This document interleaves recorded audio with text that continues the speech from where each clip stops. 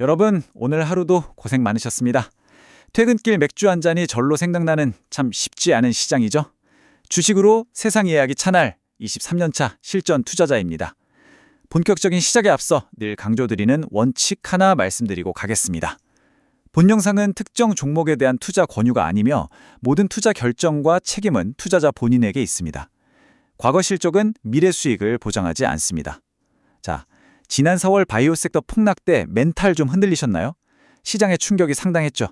하지만 오늘 해설해드릴 흥미로운 분석 자료를 보시면 생각이 완전히 바뀌실 겁니다. 지금 시장의 하락은 기업의 본질이 훼손된 게 아니라 그저 시장의 지독한 오해이자 발작일 뿐이라는 걸 차가운 퀀트 데이터가 증명하고 있거든요. 제가 23년간 현장에서 구름에 얻은 뷰를 더해서 이 데이터가 말해주는 2026년 바이오 섹터의 진짜 현실을 낱낱이 파헤쳐드리겠습니다. 이번 자료에서 던지는 가장 뼈 때리는 질문이 바로 이겁니다. 진짜 바이오 기업들의 펀더멘탈, 그러니까 본업이 망가진 건가? 아니면 시장이 노이즈에 과민 반응하는 건가? 최근 한국은행의 금리 방향성 불확실성이나 5월 들어 심해진 코스피 변동성 때문에 투심이 꽁꽁 얼어붙었죠. 한국거래소 2020년 5월 첫째 주 종가 데이터를 보면 지수 변동폭이 역사적 평균을 훌쩍 넘었습니다. 시장은 이럴 때 꼭 인지도조화를 겪습니다. 공포에 휩싸여 진짜 가치를 던져버리는 거죠. 오늘 분석은 바로 그 심리와 현실의 거대한 괴리를 정확하게 타겟팅하고 있습니다. 오늘 우리가 함께 짚어볼 흐름입니다. 화면에 나오는 순서대로 갈 건데요. 시장 심리와 현실이 어떻게 다른지부터 시작해서 글로벌 빅파마들이 왜 지금 미친 듯이 M&A를 하고 있는지 살펴볼 겁니다. 그리고 우리 한국 바이오 기업들의 진짜 경쟁력, 판을 뒤엎을 FDA의 규제 혁신, 올 하반기 시장을 흔들 거대한 촉매제, 마지막으로 이걸 제 포트폴리오에 어떻게 적용했는지 아주 구체적이고 실전적인 대응 전략까지 쭉 이어가 보겠습니다. 먼저 4월 시장을 덮쳤던 공포와 5월 현재의 팩트를 한번 비교해보죠. 4월엔 어땠나요? 특정 기업 임상 하나가 살짝 아쉽게 나오니까 마치 바이오 전체가 망한 것처럼 공포가 번졌습니다. ETF 같은 패시브 자금들이 펀더멘탈은 묻지도 따지지도 않고 기계적으로 물량을 쏟아냈죠. 완전 조울증 걸린 시장 같았습니다. 그런데 5월 산업계의 현실은 정반대입니다. 글로벌 임상 데이터들은 역대급으로 쏟아지고 있고 빅파마들의 기술 이전 계약, 즉 BD는 지금 역사적 고점을 찍고 있습니다. 시장 가격과 산업의 현실이 완전히 양극단으로 벌어져 있다는 뜻입니다. 여기서부터 투자 기회가 생기는 거죠. 그 오해의 한가운데 섰던 대표적인 사례가 바로 ABL 바이오의 파트너사 컴패스 테라퓨틱스 데이터입니다. 표를 보시면 종양이 줄어드는 반응률이나 병이 악화되지 않는 무진행 생존 기간은 가짜약 대비 통계적으로 완벽하게 성공했습니다. 질병 진행 위험을 확 낮췄단 말이죠. 그런데 맨 밑에 전체 생존 기간, 즉 OS 수치를 보시죠. 이 수치가 아쉽게 나오면서 주가가 말 그대로 박살이 났습니다. 시장은 거봐, 결국 환자 생존율 못 늘렸잖아 라며 던진 겁니다. 하지만 자료는 이 숫자의 이면에 아주 치명적인 통계적 함정이 숨어 있다고 지적합니다. 자, 이 차트를 보실까요? 핵심은 크로스오버입니다.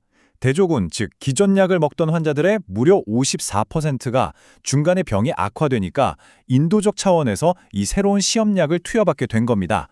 가만히 생각해 보세요. 비교 대상이던 환자 절반 이상이 결국 진짜 약을 맞았는데 양쪽 그룹의 최종 생존 기간이 다르게 나올 리가 있겠습니까?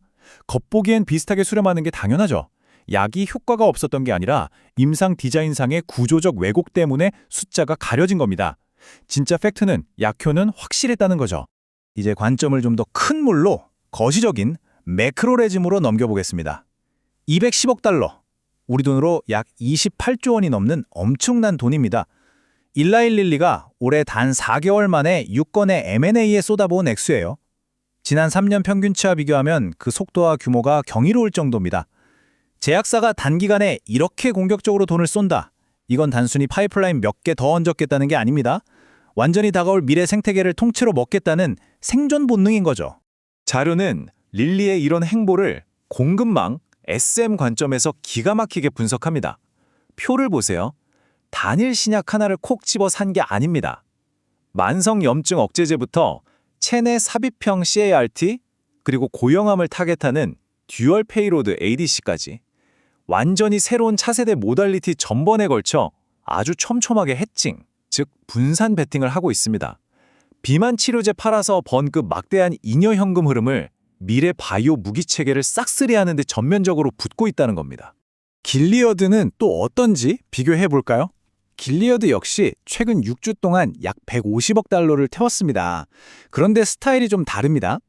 릴리가 전방위적으로 투망을 던지는 공격수라면 길리어드는 이미 후기 임상으로 검증이 끝난 확실한 ADC나 카티 좌산에만 정밀 타격하듯 돈을 쓰고 있죠. 전술은 다르지만 이 모든 글로벌 빅파마들의 방향성은 정확히 하나로 모입니다. 지금 그들은 차세대 모달리티에 엄청난 갈증을 느끼고 있다는 것. 그리고 재밌는 건 이 영역이 지금 한국 바이오 기업들이 목숨 걸고 파고 있는 주력 분야라는 겁니다. 여기서 우리가 주목해야 할 정말 무시무시한 숫자가 하나 더 있습니다. 2조 1천억 달러. 현재 글로벌 빅파마들이 언제든 인수합병에 당장 쓸 수 있는 현금 실탄의 규모입니다. 골드만삭스 2026년 4월 리포트 출처를 보면 이들이 잉여 현금 흐름, 즉 FCF를 어마어마하게 쌓아두고 있습니다. 왜 그럴까요? 2030년까지 무려 2,300억 달러 규모의 기존 블록버스터 신약 특허가 줄줄이 만료되기 때문입니다. 일명 특허 절벽이죠. 외부에서 혁신피를 수혈받지 않으면 회사가 죽습니다. 거대한 구조적 매수세가 대기하고 있다는 뜻입니다. 자, 그럼 이제 시선을 바텀업으로 내려서 우리 한국 기업들을 봅시다. 지난 4월 미국암 연구학회 AACR에서 한국 기업들이 낸 데이터인데요. 이건 그냥 국뽕이 아니라 철저한 숫자의 승리입니다. 고영암 CAR-T에서 종양 감소율 47%, 신규 R&A 플랫폼에서 반응률 61.5%, 그리고 차세대 표적 치료제의 100% 반응률까지. 이 압도적인 숫자들은 한국 바이오 파이프라인이 글로벌 무대에서 확고한 기술적 해자를 구축했다는 걸 증명합니다. 누구도 쉽게 따라올 수 없는 장벽을 세운 겁니다. 이 자료에서는 이걸 SCM 매핑이라는 개념으로 아주 명쾌하게 정리합니다. 쉽게 비유를 들어볼까요? 빅파마라는 초대형 백화점이 지금 1층 메인 진열대에 올릴 차세대 신약이라는 특급 상품을 찾으려고 2조 달러를 들고 뛰어다니고 있습니다. 그런데 그들의 구매 리스트, 즉 수요가 지금 한국 바이오 기업들이 창고에서 열심히 깎고 다듬고 있는 그 기술들과 완벽하게 일치한다는 겁니다. 거대한 수요와 혁신적인 공급이 만나는 톱니바퀴가 정확히 맞물려 돌아가기 시작했습니다. 여기에 규제 환경이라는 엄청난 순풍까지 불어주고 있죠. 미국 FDA가 실시간 임상시험이란 걸 본격 도입했습니다. 옛날에는 임상 한 번 하면 서류 더미에 치여서 그냥 버려지는 데드타임이 무려 45%나 됐어요. 근데 이걸 클라우드로 올려서 싹 다 자동화하겠다는 겁니다. 여러분, 임상 속도가 이렇게 단축된다는 건 무슨 뜻일까요? 빅파마들이 임상 데이터를 확인하고 우리 기업들에게서 기술을 사가는 그 의사결정 속도 자체가 기하급수적으로 빨라진다는 걸 의미합니다. 게다가 2027년 회계연도 FDA 예산안을 보면 더 기가 막힌 내용이 있습니다. 저게 세 번째 줄, 바이오시밀러 상호교환성 연구 폐지 보이시죠? 이게 진짜 큰 겁니다. 그동안 깐깐하게 막고 있던 이 규제 장벽이 무너지면 어떻게 되느냐? 제조 역량 끝판왕인 셀트리온이나 삼성바이오에피스 같은 한국 바이오시밀러 거인들이 미국 시장을 뚫고 들어가는 속도와 비용이 극적으로 줄어듭니다. 이건 단기 테마가 아니라 산업의 구조가 바뀌는 거대한 승리입니다. 자, 이제 하반기 바이오 투심을 폭발시킬 가장 결정적인 놈을 만나보시죠. 레볼루션 메디슨스의 췌장암 치료제 데이터입니다. 차트를 보시면 기존에 쓰던 약은 생존 기간이 6.7개월이었습니다. 그런데 이번 신약은 무려 13.2개월이 나왔어요. 현대의학에서 가장 정복하기 어렵다는 췌장암 환자의 생존율을 2배로 늘려버린 겁니다. 이건 그냥 좋은 약이 아니라 의사들의 처방 가이드라인 자체를 바꿔버리는 진짜 게임 체인저예요. 사망 위험을 60%나 줄였다. 통계 용어로 위험비 0.40이라는 수치는 이런 말기 고형암 임상에서는 말도 안 되는 기적 같은 결과입니다. 여기서 자료는 베이지 업데이트라는 아주 중요한 투자 개념을 꺼냅니다. 쉽게 말해 우리가 평소에 췌장암 신약은 안 될 거야 라고 보수적으로 생각했더라도 이렇게 압도적이고 새로운 증거가 눈앞에 나타나면 고집 부리지 말고 당장 이 섹터 기술들의 성공 확률 자체를 싹 다 위로 올려잡아야 한다는 뜻입니다. 월스트리트에서는 이 미친 데이터 때문에 레볼루션 메디슨스가 조만간 400억 달러, 하나로 약 55조 원에 달하는 초대형 메가딜의 타겟이 될 거라고 전망하고 있습니다. 상상해보세요. 55조짜리 인수가 터지면 글로벌 바이오 시장의 투심이 어떻게 될까요? 용광로처럼 끌어오를 겁니다. 그리고 그 뜨거운 자금의 온기는 차세대 기술을 가지고 있는 아시아, 특히 한국 시장으로 폭포수처럼 흘러들어올 확률이 매우 높습니다. 글로벌 빅파마의 이런 묻지마 베팅이 우리 혁신 기업들의 가치를 어떻게 실질적으로 올리는지 보여주는 사례가 또 있습니다. 최근 글로벌 탑티어 로슈가 DAC라는 초고도화된 기술 시장에 뛰어들면서 C4 테라퓨틱스랑 계약을 맺었죠. 근데 여기서 재밌는 건 C4는 약물의 핵심인 페이로드 부분만 제공하는 수준인데 한국의 오름 테라퓨틱스 같은 회사는 이 기술 전체를 독자적으로 다 가지고 있는 풀스택 기업이라는 겁니다. 거인들이 시장판을 키워줄수록 우리 풀스택 기업들의 몸값은 가만히 앉아서도 수직 상승하게 되는 논리입니다. 자, 그럼 이 방대한 데이터를 바탕으로 도대체 뭘 써야 하느냐? 23년차 실전 투자자인 제가 제 포트폴리오를 실제로 어떻게 리밸런싱 했는지 그 액션 플랜을 3단계로 공개하겠습니다. 첫째, 4월 폭락장 때 이유 없이 억울하게 가격이 박살난 ADC나 CART 핵심 기술 보유 기업을 쓸어 담았습니다. 둘째, 밑으로 빠질 하방 리스크보다 앞으로 터질 호재가 얼마나 큰지 계산을 마쳤고요.